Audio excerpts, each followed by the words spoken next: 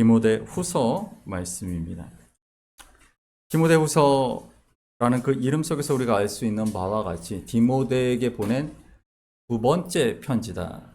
사실은 꼭 두 번째 편지라는 건 아니겠죠. 근데 우리에게 전해져 오는 두 통의 편지 중에 두 번째다라는 말씀입니다.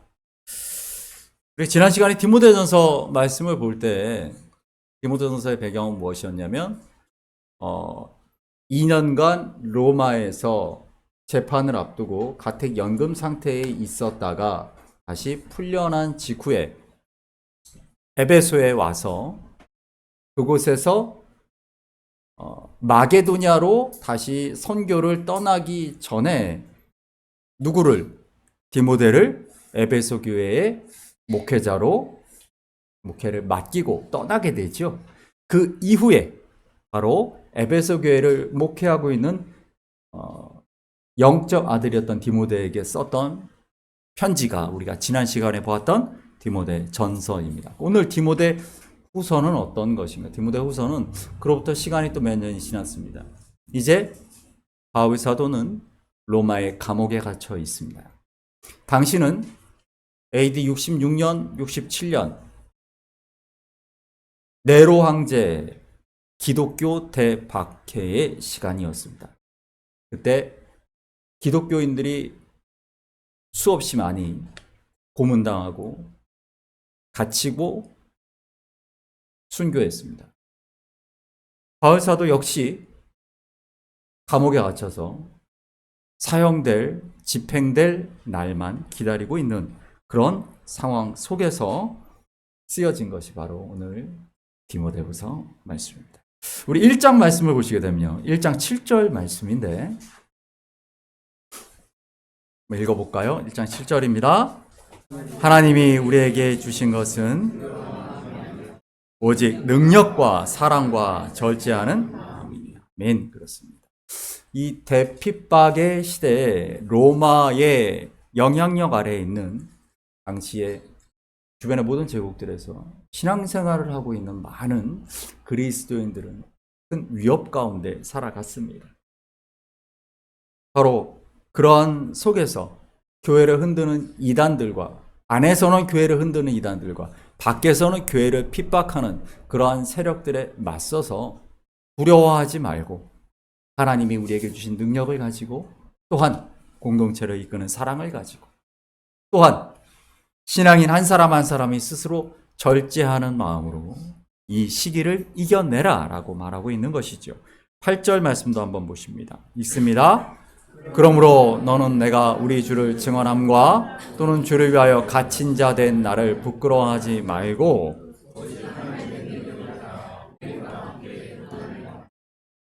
아멘. 그렇습니다. 오히려 무슨 이야기를 하고 있습니까? 갇혀 있는 로마 감옥에 갇혀서 집행을 기다리고 있는 이 바울 사도의 모습은 어떻게 보면은 무력한 것 같고 저주받은 것 같고 저렇게 복을 받지 못하는 인생이 있을까 이렇게 생각될 수도 있겠죠. 근데 바울 사도는 그렇게 얘기하지 않습니다. 뭐라고 말합니까? 네, 복음과 함께 고난을 받으라 라고 말하고 있죠. 바울 사도가 그렇게 많이 반복하고 있는 예수 그리스도의 고난을 십자가를 지고 그 뒤를 쫓음으로 나의 삶에 채워나가는 것을 이야기하고 있다라는 것이죠. 그런데 복음과 함께 고난을 그냥 받는 게 아니에요. 무엇을? 오직 하나님의 능력을 따라 고난을 받으라 라는 부분이 가장 중요한 말씀입니다. 우리 삶 가운데 고난은 피할 수가 없어요. 근데 그리스도인과 그리스도인이 아닌 사람, 비그리스도인들의 차이가 무엇인가? 그 고난의 시기를, 그 고난을 하나님의 능력으로 이겨내며 그 길을 걸어가는 것이 그리스도인의 삶이다라고 말하고 있는 것이죠.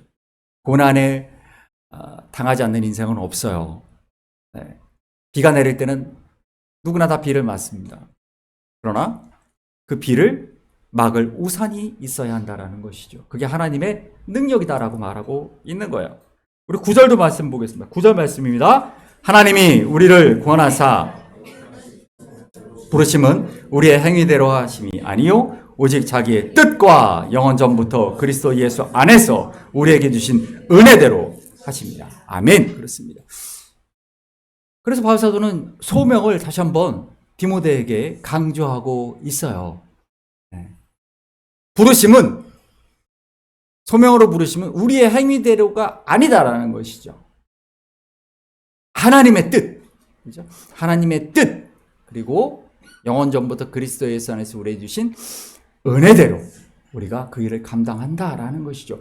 그러니까 내가 지금 걷고 있는 이 길은 하나님의 소명의 길이다라는 것을 기억하라는 것이죠. 이어서 10절도 읽어보겠습니다. 10절입니다. 이제는 우리 구주 예수의 나타나심으로 말미암아 나타났으니 그는 사망을 패하시고 복음으로써 생명과 썩지 아니할 것을 드러내신 아멘. 그렇습니다. 하나님의 능력으로 고난의 길을 걸을 수 있는 것은, 감당할 수 있는 것은 복음의 힘, 무엇입니까? 예수 그리스도께서 사망을 패하시고 부활하사 우리에게 새 생명의 소망을 주셨다라는 이 소망을 우리의 능력으로 붙들라라는 말씀을 하고 있는 거예요. 이게 차이다라는 것이죠. 세상 사람과 나의 차이가 무엇인가? 그리스도인의 차이가 무엇인가? 우리 11절 읽어볼까요? 11절입니다. 내가 이 복음을 위하여 선포자와 사도와 교사로 세우심을 입었노라. 아멘. 이제 죽음을 앞두고 있는 바울 사도가 이 고백을 통하여 본인은 소명의 길을 끝까지 달려왔음을 이렇게 영적인 아들인 디모데에게, 그리고 교회 공동체에 고백하고 있는 것입니다. 이것이 우리의 모델이 되겠죠. 하나님이 나를 세우셨다. 소명을 주시고 세우셨다. 여러분, 성도는 늘 이 소명 의식 속에서 살아가야 합니다. 이게 없으면 내가 지금 왜 사는지, 죽지 못해 산다. 이런 얘기를 하는 것은 성도의 바른 태도가 아니죠. 성도는 세우셨으니까 사는 겁니다. 소명을 주셨으니까 그 소명을 이루기 위해 끝까지 달려가는 것이죠. 우리 12절 말씀 볼까요? 그래서 이렇게 말합니다. 12절입니다. 이런 말미암아 내가 또 이 고난을 받되 부끄러워하지 아니함은 내가 믿는 자를 내가 알고 또한 내가 의탁한 것을 그날까지 그가 능히 지키실 줄을. 아멘. 이 말씀을 조금 쉽게 우리말로, 우리가 요즘 쓰고 있는 말로 번역한 새 번역을 한번 볼까요? 읽어보겠습니다. 앞에 있습니다. 시작. 그러므로 당하면서도 부끄러워하지 않습니다. 나는 내가 믿어온 분을 잘 알고 있고 또 내가 맡은 것을 그분이 그날까지 지켜주실 것을 확신합니다.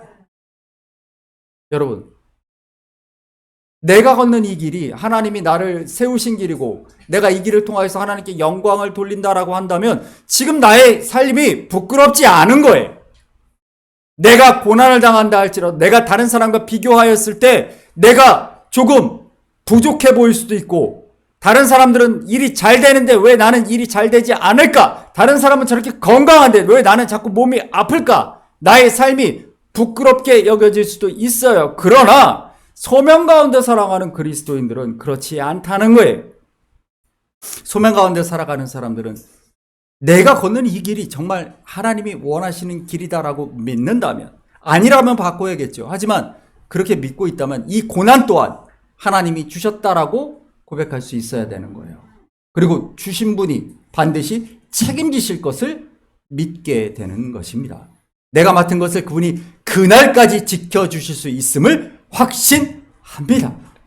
이것이 사형 집행을 앞두고 바울 사도가 담대하게 고백하고 있는 자신의 신앙의 고백입니다. 이게 성도의 고백이어야 돼요. 여러분, 이것이 우리 모두의 고백이어야 돼요. 나의 삶은 소명 가운데 살아가고 있다. 나는 하나님이 세우신 대로 살아가고 있다. 만약 이렇게 고백하지 못하는 분이 계시다면 이렇게 고백할 수 있도록 하나님 앞에 나아가셔야 돼요. 내가 지금 무엇을 위해 살아가는, 김애논이 살아가는, 김애논이라는 사람이 살아가는 그 삶은요, 하나님이 부르시고 세우신 인생을 살아가는 거예요. 우리 유나가 공부하는 것, 가정에서, 학교에서, 학원에서 사람들과 만나 살아가는 모든 것, 모든 순간들이 다 하나님이 나에게 주신 소명을 감당하는 시간이다. 이렇게 우리가 고백할 수 있어야 됩니다. 그래서 때때로 그 일 가운데 우리의 고난이 있다 할지라도 하나님이 세우신 그곳에 그 고난을 괴로워하거나 피워하는 것이 아니라 고난에 맞설 수 있는, 반드시 극복해 나갈 수 있다라는 그 믿음을 갖고 살아가야 한다라는 것이죠.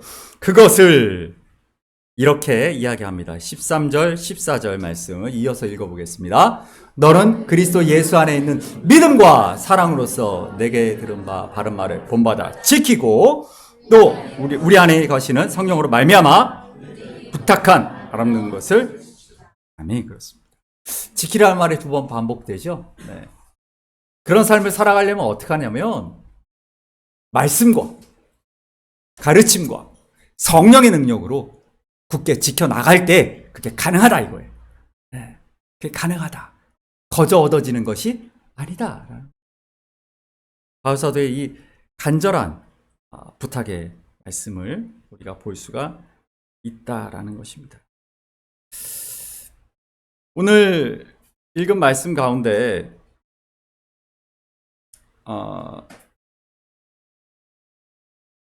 여러분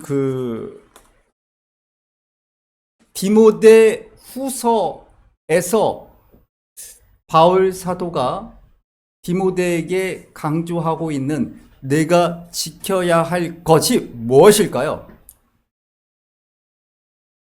한마디로 말하면 오늘 우리 허윤정 집사님이 읽으셨던 하나님의 말씀이죠. 무엇을 지키라고 말하는 거예요? 하나님의 말씀을 지키라. 성령 안에서. 그렇게 할 때 하나님이 우리에게 주시는 그 소명의 길을 걸어갈 수 있고 그 소명을 감당할 수 있다라고 말하고 있는 것입니다. 이 말씀이 우리에게 주시는 가장 큰 의미가 바로 여기에 있습니다. 우리 디모데후서 2장 11절 말씀도 한번 볼게요. 디모데후서 2장 11절. 네, 이거 맞습니다. 잘못 나왔네요. 2장 11절입니다. 읽어보겠습니다. 시작. 12절입니다. 참으면 우리가 주를 부인하면 아멘. 예, 지금 이 시대는 어떤 시대인가? 아까도 말씀드렸지만 대핍박의 시대죠. 그 핍박 속에서 우리가 11절 말씀은 미쁘다 이렇게 말하는데, 미쁘다라는 것은 신실하다, 신뢰한다 이 얘기를 하고 있는 거죠. 하나님의 말씀을 우리가 신뢰한다, 신실하다. 13절에 그렇게 나오죠. 13절 말씀 읽어봅니다. 우리는 미쁨이 없을지라도 주는 항상 미쁘시니 자기를 부인하실 수. 아멘. 당신은 그리스도인이라는 이름 때문에 핍박받고 내 가진 모든 것들을 뺏기고 생명까지 뺏기던 그런 시대였었죠. 하나님을 부인하는 자는 살 수 있고 그리스도가 나의 주다라고 고백하는 자는 비참한 결말을 맞이했던 그런 시대입니다. 그런데 여기서 우리가 하나님을 시인하는 것과 부인하는 것이 어떤 의미인가? 로마서 10장 10절 말씀 보면 우리가 너무 잘 알고 있는 말씀인데 한번 읽어볼까요? 사람이 마음으로 믿어 입으로 신하여 구원에 이르니라. 아멘. 그러니까 입으로 나는 예수 그리스도를 나의 구주로 믿습니다라고 말하면 구원을 받는다라는 것이죠. 근데 이것이 어떤 배경하에서 쓰여진 말씀인가? 그리고 이 말이 의미하는 것이 무엇인가를 우리가 모르게 되면 이 말을 너무 가볍게 여길 수가 있습니다. 내가 입으로 고백하기만 하면 내가 그냥 구원을 받을 수 있는가? 그런 얘기가 아닙니다. 우리 사형리 잘 아시죠? 사형리에 보게 되면 우리 사형리를 가지고 길에서 전도하시는 분들이 아직도 계시죠? 예전에 굉장히 많았었는데 예수 그리스도를 영접하는 것에 대해서 마지막으로 영접 기도를 하는데 그 다음 한번 보여주십시오. 전체 페이지 보시면 이 그림 되게 중요한 그림이죠? 네.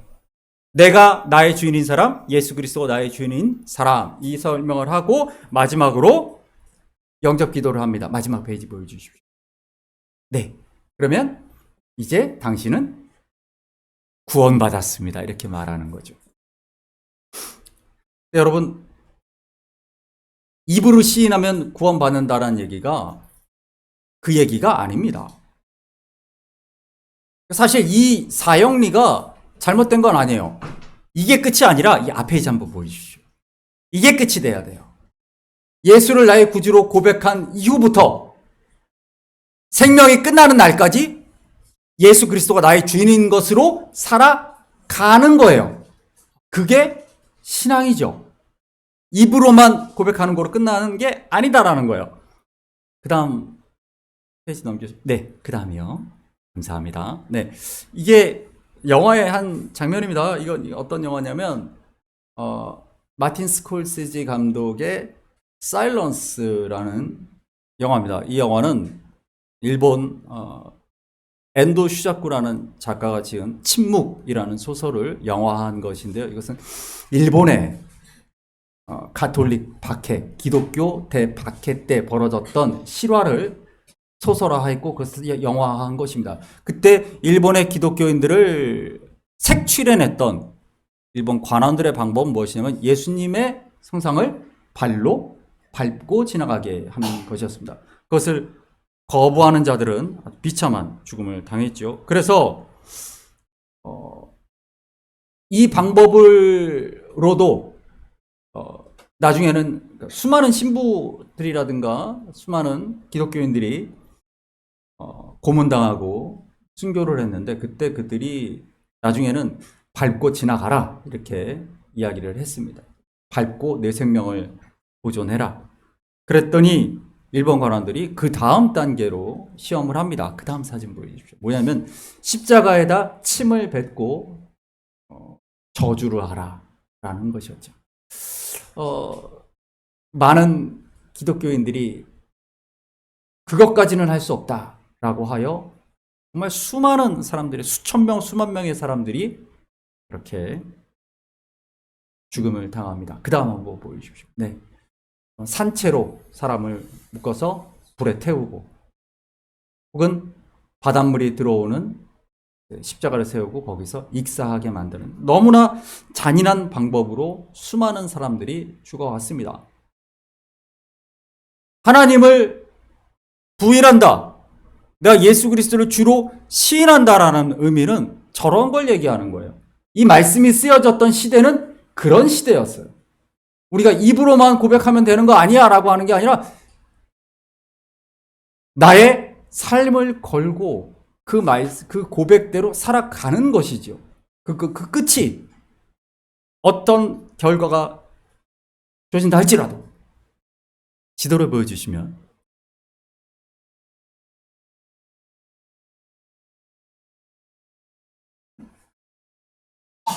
이스라엘 지도죠. 이게 신약 시대의 지도입니다. 신약 지도를 보시게 되면 가이사랴라는 지명이 두 군데가 나옵니다.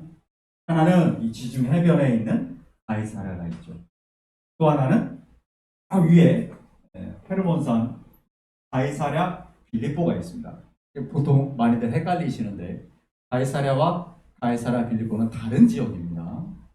이 가이사라는 말이 뭡니까? 로마의 황제를 의미하는 겁니다. 그래서 카이사르에게 그러니까 황제에게 바친 도시라는 이름으로 이 유대의 왕이었던 헤롯이 이름을 붙인 거죠. 우리가 너무나 잘 알고 있는 마태복음 16장 16절에 베드로의 신앙 고백이 있습니다. 잘 아시죠? 마태복음 16장 16절 읽어볼까요? 시몬 베드로가 대답하여 이르되 주는 그리스도시요 살아계신 하나님의 아들이십니다. 아멘. 이게 어디서 하는 고백이라고요? 가이사랴 빌립보. 왜 이 고백이 가이사랴 빌립보에서 이루어지는가? 당시에 이 복음서가 쓰여지던 당시, 그리고 바울 사도가 감옥에 있던 그 시절은 어떤 시절이었냐면 로마 황제를 신격화하던 시절이었습니다. 그래서 인사말이 그거예요. 카이사르가 우리의 주입니다. 퀴리오스입니다. 그 대답을 똑같이 그 사람도 해야 되는 거예요. 우리가 서로 인사할 때 사랑합니다, 축복합니다 이렇게 서로 인사하듯이 카이사르가 주이십니다 라고 말할 때 똑같이 나도 그렇게 얘기해야 되는 거예요. 그런데 바로 카이사르에게 바쳐졌던 가장 로마화 되어 있는 로마인들이 살고 있는 그 가이사랴 빌립보에서 베드로가 이렇게 고백하는 거죠. 주는 황제가 아니고 가이사르가 아니고 그리스도십니다. 이 얘기를 하고 있는 겁니다. 그 다음 말씀도 한번 보시면 사도행전 10장 36절 말씀인데요. 읽어보겠습니다. 만유의 주 대신 예수 그리스도로 말미암아 화평의 복음을 전하사 이스라엘. 아멘. 이번 주에 우리가 읽었던 말씀이죠. 네. 우리가 정말 잘 알고 있는 고넬료 집을 방문하였던 베드로의 이야기죠. 고넬료가 어디 살았죠? 여러분 이번 주에 읽으셨으니까 기억하시죠? 어디, 이게 이 도시 이름이 뭡니까?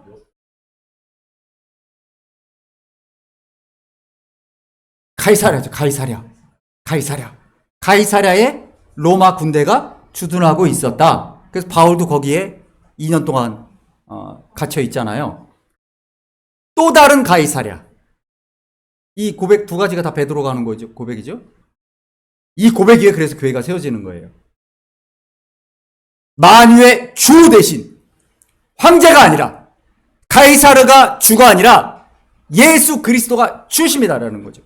그 말씀 보시면 뒤에 히브리어 헬라어 말씀 보시면 여기 보시게 되면은 화평 예수 그리스도가 누구냐? 퀴리오스 주시다라는 얘기를 하는 겁니다. 이게 우리가 그냥 아무런 감흥 없이 있지만 이건 굉장한 고백이에요. 황제가 주다라고 하는 그 시대에 아니 예수 그리스도가 주다라고 말하고 있는 것이기 때문에 그래요. 그래서 우리가 오늘날 주, 종 관계가 없는 시대를 살아가고 있기 때문에 계급사회가 아니니까 주라는 말을 아무 의미 없이 얘기하지만 이거는 굉장히 중요한 부분이었다라는 것이죠. 사도행전 25장 26절 말씀 보게 되면 읽어보겠습니다. 그에 대하여 황제께 확실한 사실을 아랠 것이 없으므로 신문한 후 상소할 자료가 있을까 하여 당신들 앞 특히 아멘. 여기서 황제라는 그 다음 여기서 황제라고 번역한 우리 성경이 그 번역이 뭐냐면 퀴리오스예요. 이 퀴리오스를 우리 성경에서는 이걸 주라고 번역을 하면 예수 그리스도가 주다라는 말과 헷갈리니까 황제라는 말을 의역해서 붙여놓은 거예요. 원문은 퀴리오스예요. 그러니까 황제를 퀴리오스라고 부르던 시대에 황제가 퀴리오스가 아니라 그리스도 예수가 퀴리오스입니다라고 말하고 있다는 거예요. 어디서? 가이사랴 그리고 가이사랴 빌립보에서. 그러니까 그 말씀의 의미는 거기에 있다는 것이죠. 그래서 요한계시록 17장 14절 말씀 보시면 읽어보겠습니다. 그들이 어린 양과 더불어 싸우려니와 어린 양은 만주의 주시오 만왕의 왕이심으로 그들을 이기실 터이요 또 그와 함께 있는 자들 곧 부르심을 받고 택하심을 받은 진실한 자들도 아멘. 어린 양은 만주의 주시오. 사도 요한이 이 고백을 하고 있는 이 때가 어느 때입니까? 도미티안 황제 때죠. 가장 박해가 극심했던 때입니다. 사도 요한이 반모섬에 유배되죠. 거기 채석장이 있었어요. 죽도록 돌을 깨고 나르는 노동을 죽을 때까지 했지요. 어떤 몸으로? 끓는 기름 가마 속에 들어갔다가 가마가 엎어져가지고 순교는 안 당했어요. 하지만 온몸에 끓는 기름으로 화상을 입었겠죠. 그 상태에서 돌을 깨고 나르는 노역을 죽을 때까지 반모섬에서 하는 거죠. 그때 이 고백을 한 거예요. 황제가 주가 아니라 예수가 주다라고 말을 했기 때문에 그 고난 속에서도 그는 이렇게 얘기하는 겁니다. 만주의 주시오 만왕의 왕이십니다라고 말하는 거죠. 그러니까 우리가 이 성경이 오늘 우리가 있는 이 시대가 아니라 쓰여졌던 바로 그 시대, 어떤 배경 속에서 어떤 상황 속에서 이들이 이 신앙 고백을 했는가를 우리가 보게 된다면 우리의 신앙이 너무 가볍지 않나 생각하게 되는 것이죠. 그 다음에 그림 한 장이 있는데요. 바로 황제가 주다라고 고백하지 않는 사람들이 지난번에 말씀드렸던 것처럼 그 사람들을 죽이려고 콜로세움에다가 맹수를 기르고 그렇게 가족들까지 사용했던 역사를 우리는 기억하고 있다라는 것이죠. 그래서 바울이 빌립보서 2장 12절에 이렇게 말하는 겁니다. 읽어보겠습니다. 그러므로 나의 사랑하는 자들아, 너희가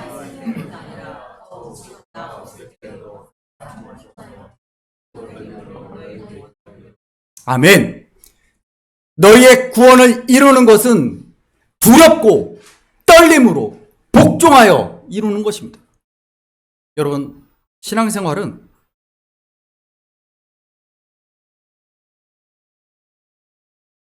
내가 입으로 예수님은 나의 구주이십니다 라고 고백하는 것으로 우리의 구원이 완성되는 게 아니에요. 그동안 얼마나 많은 사람들이 그런 식으로 값싸게 구원을 팔아 장사를 했는지 모릅니다. 그것을 보네포 목사님은 이렇게 표현합니다. 읽어드릴게요. 값싼 은혜는 제자도 없는 은혜, 십자가 없는 은혜, 살아계시고 성육신하신 예수 그리스도가 없는 은혜입니다. 실제로 독일 교회가 히틀러에게 맞서서 고백교회 운동을 벌였을 때 이야기죠. 그때 이렇게 발표합니다. 우리는 고백하는 교회를 위해 싸운다. 우리의 고백이 침해받고 있지 않다는 것으로는 족하지 않다. 교회는 구약성서와 신약성서에 증거된 십자가에 달리신 주님을 신앙한다는 것을 고백하는 법을 다시 새롭게 배워야 한다. 히틀러라는 당시에 그 거대한 권력에 맞서서 전 세계의 큰 나라들도 그 히틀러 앞에 무릎을 꿇고 있을 때 이들이 그렇게 이야기하는 것이죠. 히틀러를 찬양하던 그 독일 국교의 그 교회를 향하여서 소수의 젊은 목사, 처음에 젊은 목사 동맹으로 시작을 합니다. 소수의 젊은 목사들이 맞서기 시작합니다. 진짜 하나님의 뜻이 거기에 있는가? 히틀러에게 있는가? 여러분. 그런데 오늘날 우리가 살아가는 이 시대에 신앙생활을 한다는 것이 얼마나 값싼 은혜를 신앙을 바겐세이라고 살아가는지 모릅니다. 신앙은 두렵고 떨리는 복종으로 이루어지는 것입니다. 십자가가 없는 은혜는 존재할 수가 없어요. 말씀 읽어볼까요? 디모데후서 1장 15절입니다. 15절 시작. 아시아에 있는 모든 사람이 나를 버린 이 일을 내가 아나니 그 중에는 부겔로와 허모게네도 있느니라. 17절입니다. 그들의 말은 악성 종양이 퍼져나온과 같은데 그 중에 후메네오와 빌레도도 있더라.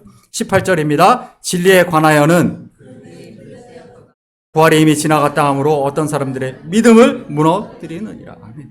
교회 안에도 얼마나 잘못된 믿음을 선포하는 사람들이 많은지 몰라요.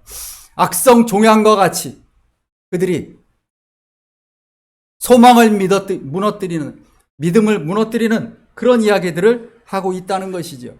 그들이 하나님의 은혜를, 하나님의 구원을 값싸게 장사하듯이 그렇게 팔아 넘기고 있다라고 말하고 있습니다. 그래서 오늘 우리가 읽었던 디모데후서 3장 15절 말씀 보게 되면 읽어봅니다.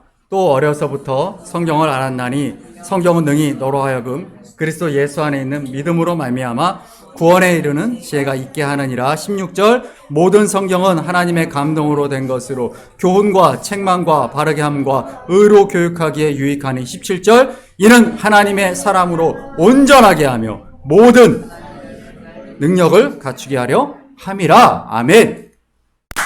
여러분, 말씀은 지식이 아닙니다. 말씀은 능력입니다. 말씀이 우리로 하여금 구원에 이르게 하는 지혜가 되는 것입니다.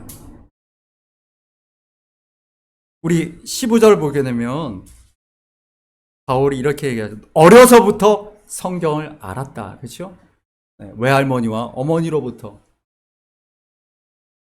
디모데가 말씀을 배웠고 그리고 바울을 통하여서 그 말씀의 깊은 뜻을 알게 되고 지금 그 말씀을 붙들고 바울이 얘기하는 거죠. 나는 더 이상 너와 함께 할 수 없지만 너는 끝까지 이 말씀을 붙들고 살아가라. 보게 되면 17절에 보면 하나님의 사람으로 온전하게 하며 모든 선한 일을 행할 능력이 어디에 있다고요? 말씀에 있다는 거예요. 능력이 어디서 나옵니까? 말씀에서 나옵니다. 우리가 말씀을 어떻게 대해야 될 것인가를 분명히 깨닫게 하시오. 디모데후서 4장 6절 말씀을 잠깐 보시면 6절부터 한번 쭉 읽어보겠습니다. 전제와 같이 내가 벌써 부어지고 나의 떠날 시각이 가까웠도다. 나는 선한 싸움을 싸우고 나의 달려갈 길을 마치고 이제부로는 나를 위하여 의의 면류관에 예배되었으므로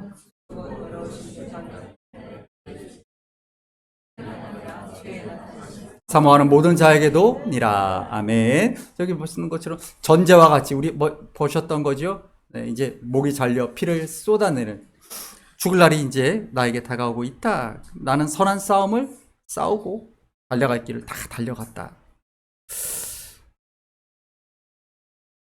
인생의 끝이 어디에 있어야 하는지를 알아야 합니다.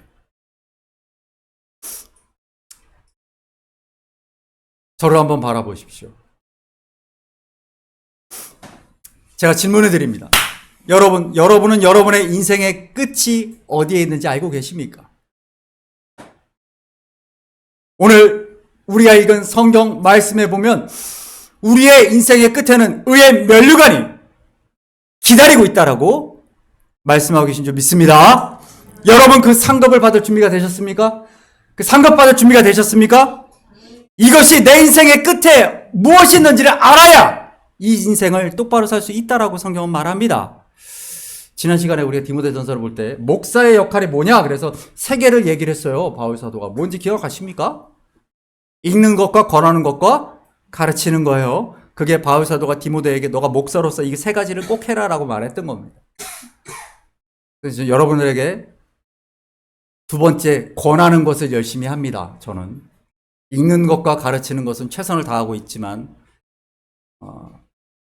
권하는 것은 그래도 열심히 하려고 합니다. 그러니까 여러분 제가 자꾸 권할 때 자꾸 저 목사가 왜 자꾸 나를 부담스럽게 하나, 자꾸 뭘 하라 그러나, 자꾸 뭘 일을 시키나 이렇게 생각하지 마시고 그게 제 소명입니다.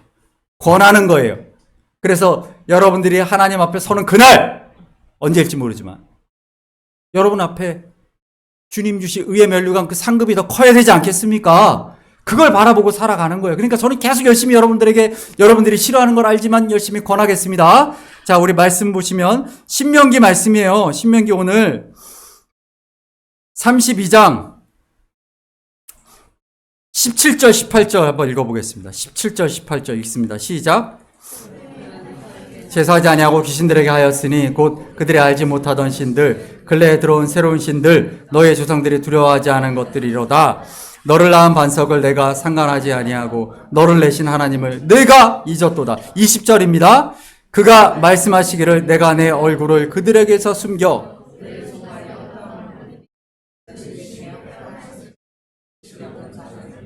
아멘. 패역한 세대, 진실이 없는 자녀, 조상들과 다른 새로운 신을 섬기는 자들, 그게 누굽니까? 말씀을 가르치지 않은 자녀들이에요. 그 얘기를 하고 있는 겁니다. 너희가 너희 자녀들에게, 다음 세대에게 말씀을 제대로 가르치지 않으면 그들은 이렇게 살 것이다라고 말하고 있는 거예요. 가나안 땅에 들어가기 전이죠. 너희들이 말씀을 제대로 가르치지 않으면 그들이 갈 길이 이거다라고 말하고 있는 겁니다. 오늘 우리는 어떻게 살아가고 있습니까? 디모데후서 4장 9절에 보면 9절 말씀 보면 마지막으로 바울 사도가 부릅니다. 읽어볼까요? 너는 어서 속히 내게로 오라. 그 다음 13절입니다. 내가 올 때 특별히 21절입니다.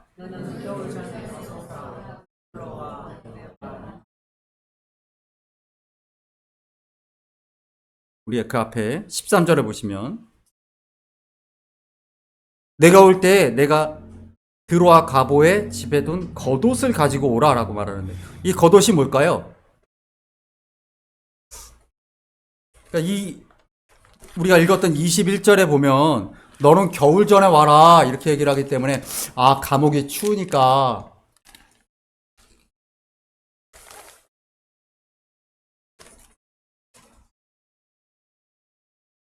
감옥의 그 추위를 견딜 수 있도록 외투를 갖고 오라 이렇게 생각을 할 수가 있습니다만은 여기 말하는 겉옷은 그게 아닙니다. 여기 말하는 겉옷의 의미는 무엇이냐면 그 다음에 그림이 있죠. 네. 민수기 15장 말씀입니다. 보이십니까? 읽어볼까요? 시작.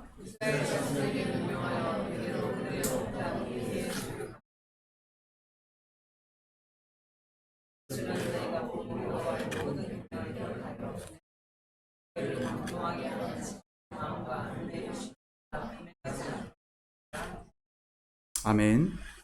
이 이스라엘 민족을 향하여서 하나님께서 주신 그들이 하나님의 계명을 지키도록 겉옷에는 이 옷 단 술을 달게 돼 있어요. 술이 이거죠.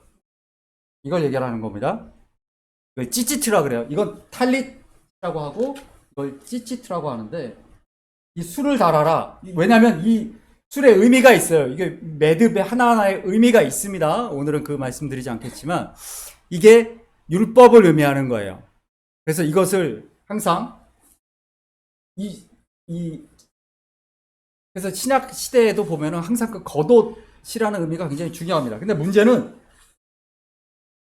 이게 색깔도 중요하고 늘 이렇게 기도를 합니다. 이게 오늘날 이 이스라엘 사람들이 이렇게 기도를 하지요. 이 탈릿은 기도보입니다. 기도보인데 원래 지금은 이렇게 기도보로 쓰지만 이스라엘 성경의 시대에는 이 사람들이 실제로 입는 옷에 이걸 달았죠. 그래서 이 찌찌트 같은 경우는 100% 홈메이드겠죠. 그죠? 그럼 모든 사람이 다 다르겠죠, 모양이? 그래서 이게 인감입니다. 인감. 문서에 이걸로 도장을 찍는 거예요. 왜냐하면 모든 사람의 정체성이 여기에 있으니까. 그래서 제가 예전에 수요사경회 때도 말씀드렸지만 혈루병 걸린 여인이 예수님의 옷자락을 잡았다. 그때 그 옷자락을 잡은 게 아니라 이걸 잡은 겁니다. 이게 그 사람의 정체성이기 때문에. 사울이 다윗을 쫓았을 때 다윗이 사울의 옷자락을 베었다. 이걸 벤 겁니다. 이걸 벤 게 사울을 목을 벤 거하고 똑같은 의미예요. 그래서 사울이 그렇게 충격을 받는 것이죠. 그래서 바울 사도가 왜 이걸 가지고 오라고 말하는가? 왜 그러겠습니까? 엘리야가 승천하기 전에 무엇을 합니까? 엘리사에게 자기의 겉옷을 남기지요. 지금도 성인식을 할 때는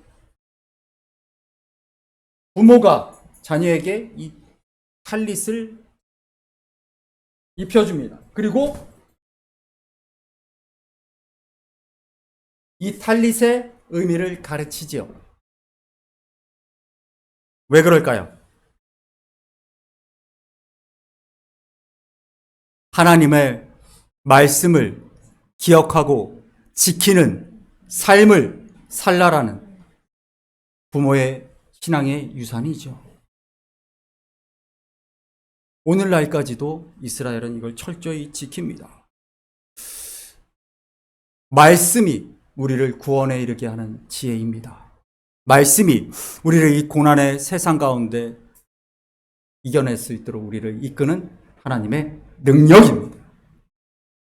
우리가 이 귀한 말씀을 우리 다음 세대에게 우리 또한 하나님의 준엄하신 명령을 기억하며 전달할 수 있는 그런 믿음의 공동체가 되기를 소망합니다. 뿐만 아니라 우리 모두가 늘 하나님의 그 말씀을 향하여 나아가는, 말씀을 귀하게 여기고 말씀을 바라며 살아가는 말씀 공동체가 되기를 원합니다. 여러분 주보에 있는 찬양을 우리 함께 하도록 하겠습니다. 주 말씀 향하여 찬양입니다.